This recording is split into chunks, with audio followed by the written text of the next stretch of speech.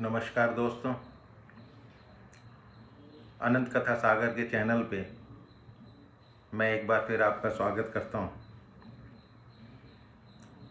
और एक आज की कथा में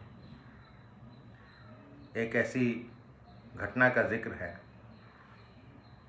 कि जिससे ये पता लगता है कि ज़िंदगी में होने वाली घटनाएं सब ऊपर वाले के अधीन है।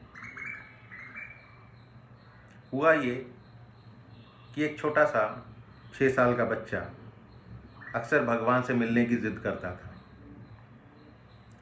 उसकी एक चाहत थी कि वो एक समय का भोजन भगवान के साथ करे। एक दिन उसने घर से अपने थैले में 5-6 रोटियां डाली और भगवान को ढूंढने के लिए निकल पड़ा। चलते चलते काफ़ी दूर चला गया वो। जब संध्या का समय हो गया, शाम हो गई, तो एक नदी के किनारे पर वो पहुंचा। वहाँ देखता क्या है कि एक बुजुर्ग वहाँ पर बैठे हुए हैं और ऐसा लग रहा है कि जैसे वो यीशु का इंतज़ार कर रहे थे। वो यही देख रहे थे कि शायद ये बंदा मेरे पास आएगा। अब वो 6 साल का मासूम बालक उस बुजुर्ग के पास जाके बैठ गया। उसने अपने थैले में से रोटी निकाली और खाने लगा। फिर उसने अपना रोटी वाला हाथ बूढ़े की ओर बढ़ाया और मुस्कुराकर देखने लगा। बूढ़े ने रोटी ले ली। बूढ़े के झुर्रियों वाले चेहरे पर एक अजीब सी खुशी आ गई और आंखों में भी खुशी में आंसू आ गए। बच्चा बूढ़े को देखा जा रहा था और जब बूढ़े ने रोटी खा ली तो बच्चे ने एक और रोटी उसकी तरफ बढ़ा दी।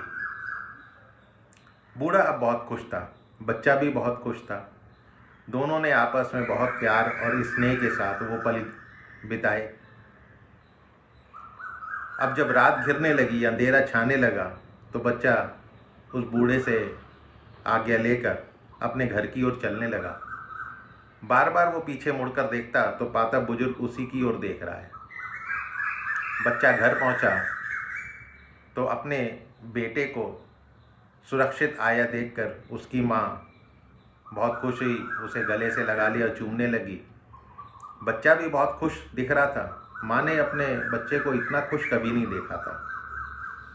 माँ ने कारण पूछा इस खुशी का, तो बच्चे ने बताया, माँ, आज मैंने भगवान के साथ बैठकर रोटी खाई। आपको पता है कि भगवान बहुत बूढ़े हो गए हैं। मैं आज बहुत खुश हूँ माँ। और उधर क्या होता है कि जब वो बूढ़ा, वो बुजुर्ग अपने गांव पहुंचता है तो गांव वाला ने देखा कि बूढ़ा आज बहुत खुश है। उससे खुश होने का कारण पूछा तो बूढ़ा बोला कि मैं 2 दिन से नदी के तट पर अकेला भूखा बैठा हुआ था। मुझे पता था कि परमात्मा आएंगे, भगवान आएंगे और मुझे खाना खिलाएंगे। आज भगवान आए थे, उन्होंने मेरे साथ बैठकर रोटी खाई, मुझे भी बहुत प्यार से खिलाई, बहुत प्यार से मेरी ओर देखते रहे। जाते समय उन्होंने मुझे गले भी लगाया। परमात्मा बहुत मासूम है, बिल्कुल बच्चे की तरह दिखते हैं। अब इस कहानी का अर्थ बहुत गहराई वाला है। असल में बात इतनी सी है कि दोनों के दिलों में ही भगवान के लिए, परमात्मा के लिए एक सच्ची भक्ति थी, प्यार सच्चा था।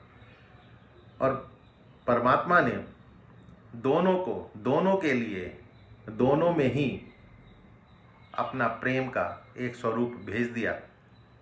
और जब आपका दिल, आपका मन भगवान में, परमात्मा में लग जाता है, उसकी भक्ति में लग जाता है, तो हर एक में वो ही नज़र आने लगता है।